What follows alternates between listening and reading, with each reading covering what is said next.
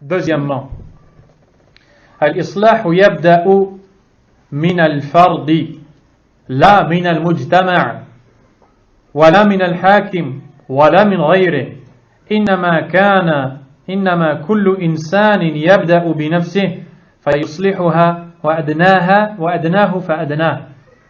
Deuxième point, la réforme commence par la personne concernée, pas par la réforme de la société, ni la réforme du gouvernant, ni toute autre chose, mais plutôt chaque individu doit commencer par se réformer.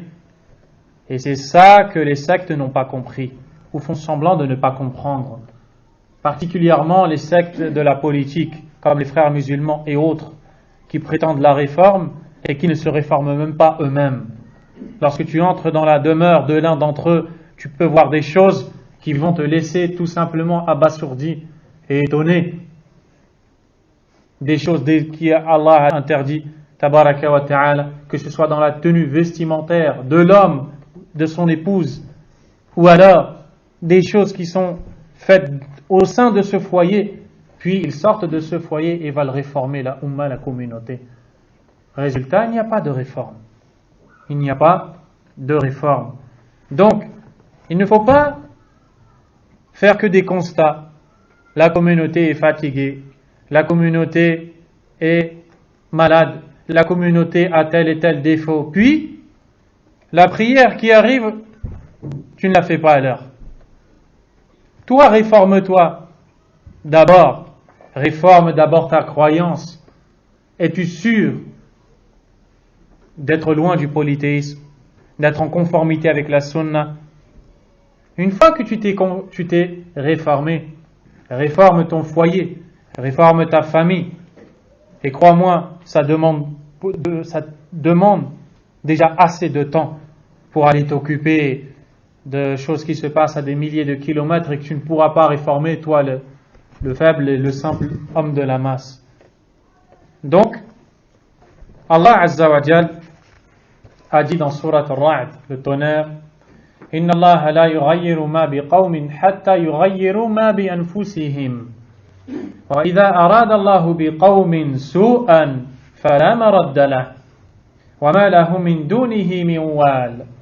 Dans le sens rapproché du verset, Allah subhanahu wa ta'ala dit, Allah ne change pas l'état d'un peuple avant que les individus qui composent ce peuple se changent en eux-mêmes. D'abord, les individus doivent se changer et après Allah change l'état de ce peuple.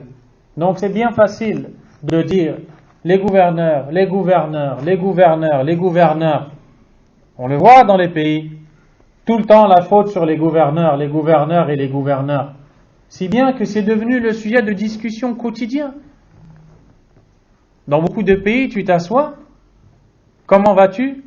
Wallahi, ces gouverneurs-là, ils ne nous laissent pas manger à cause d'eux, on est pauvres. Il n'y a que ça dans leur langue. Taïb, allons chez toi. On y va. J'ouvre la porte et tu l'ouvres aussi. Qu'est-ce qu'on trouve dedans? Un talisman accroché au mur. Le porte-bonheur, ou appelez-le si vous voulez, le gris-gris, appelez-le si vous voulez. Peu importe le nom qu'on lui donne, c'est la même chose. Les gouverneurs. Tu rentres chez lui, il y a le shirk. Les gouverneurs. Tu rentres chez lui, tu trouves sur ses murs des photos, des dessins, des statues, toutes ces choses interdites par Allah et son prophète sallallahu alayhi wa sallam.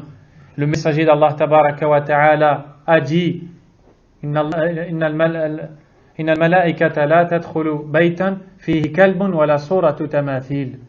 Les anges n'entrent pas dans une maison où il y a un chien ou des représentations.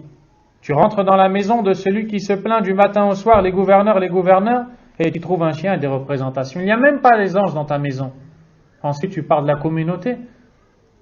Tu rentres dans la maison et tu vois que les parents ont acheté à leurs enfants des instruments de musique. Divertissez-vous, mes enfants bien-aimés. Masha'Allah. Où est le Coran? Où est le Coran? Où est la sunna du messager sallallahu alayhi wa sallam? Tu entres dans des maisons de ceux qui disent les gouverneurs, les gouverneurs, les gouverneurs, et tu les entends jurer par un autre qu'Allah, tabaraka wa ta'ala. Et tu les entends et tu les vois délaisser leurs enfants, ne pas les éduquer.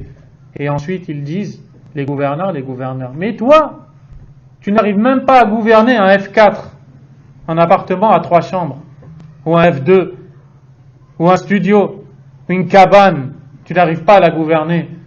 Et après tu dis les gouverneurs. Regarde le shaitan comment il joue avec l'homme. Subhanallah. Alors que les salafis, eux, suivent le Coran et la sunna du prophète sallallahu alayhi wa sallam. D'après Abu Huraira radiyallahu ta'ala an, le messager d'Allah sallallahu alayhi wa sallam a dit tasaddaqu, donnez des aumônes, dépensez des aumônes. Faqala rajulun ya Rasulallah, quand un homme a dit ô messager d'Allah, indi dinar, je possède un dinar. Qala tasaddaq bihi ala nafsik. Le prophète sallallahu alayhi wa sallam a dit utilise-le pour toi, fais-toi une auto-aumône. Qala indi akhar, l'homme a dit j'en ai un autre au messager d'Allah. Et le prophète sallallahu alayhi wa sallam a dit tasaddaq bihi ala zawjatik, donne-le à ton épouse. L'homme a dit indi akhar, j'en ai un autre. Il lui a dit tasaddaq bihi ala waladik, donne-le à ton enfant.